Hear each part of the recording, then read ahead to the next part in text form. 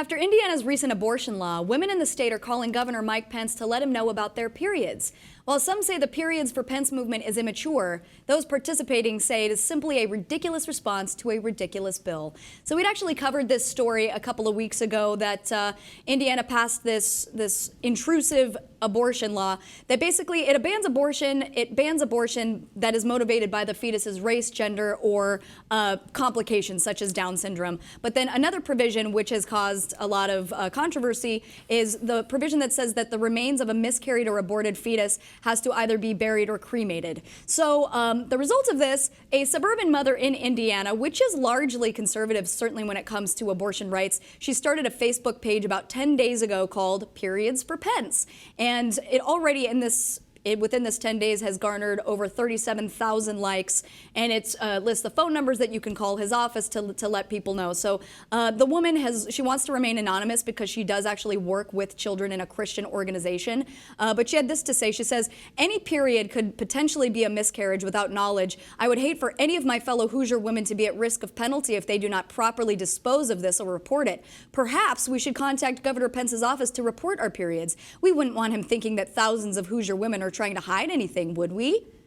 So even though it's very tongue-in-cheek, to me, I think it's a very clever way of protesting such an intrusive law. What do you think? I absolutely think this is a clever way to protest such an intrusive law, because what is not being considered here is the amount of emotional distress that women go through when first they make the decision to have an abortion. Mm-hmm. But now this is saying that even if you have an abortion, you have to have a funeral and you have to go through all this other procedural things. And that's exactly right. I mean, I think what's so fascinating to me about this story is, regardless of what your politics are when it comes to abortion or what your religious or moral convictions are with regards to this, when you cross that line and say, okay, not only are we banning abortion for X, Y, or Z reason, but we're also saying that you have to have a funeral service. It's just adding so much more undue stress to a woman that's already facing a difficult decision. I mean, especially considering, to me, it makes me feel like Governor Mike Pence doesn't really understand biology, because a lot of the times the difficulty with which women are even able to carry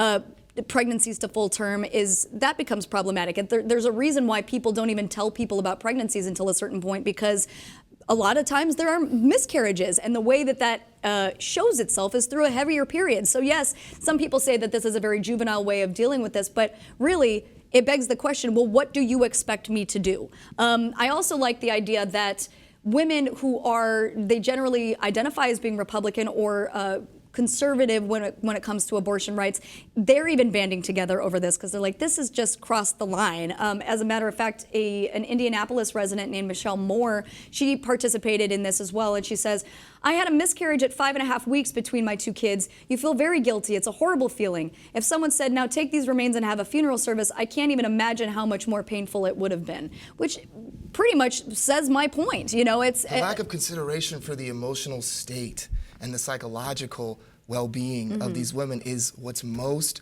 troublesome to me about this. Yeah, absolutely, because I don't understand why, for certain conservatives, they really believe that the decision to have an abortion is such a flippant one. Like, why do they need to take it upon themselves to add even more shame and guilt that that already exists, especially when it comes to miscarriages? And then sometimes there are situations, there are incidences in one's life that may dictate the need to make the choice to have an abortion. Yeah. So, I mean, as of now, though, the office of Governor Mike Pence has not made any comments with regards to this. I mean, some of his phone lines have been overrun with certain comments such as, hello, everything is flowing nicely this month, a little heavier than normal, or they say, my vagina and I had an amazing weekend, or I just want to inform the governor that things seem to be drying up. So, I think it's a very clever, obviously tongue-in-cheek way of dealing with something that is very serious.